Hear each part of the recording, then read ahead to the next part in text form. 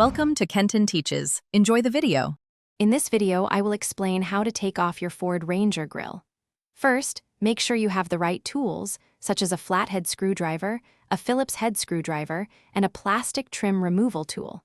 You'll also want to have a clean cloth handy. Begin by opening your hood to get a clear view of the top fasteners.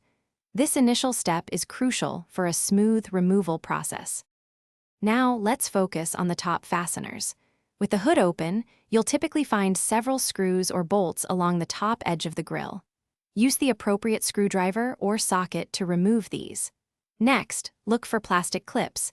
These often require a trim removal tool to prevent damage.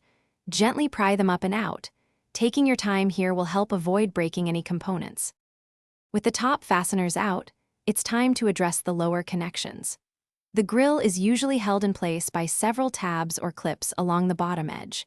You might need to reach behind the grill or gently pull it forward to access these. Carefully push or pry each tab to release it. Remember to check for any electrical wiring for fog lights or sensors before pulling the grill completely free. Once all the fasteners and clips are disengaged, you can carefully pull the grill straight out from the vehicle. If there are any electrical connections, such as for a front camera or parking sensors, disconnect them now. Take a moment to inspect your grill and the mounting points for any damage.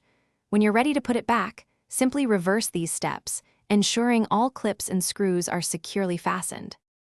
Thanks for watching. Please subscribe if this video was helpful.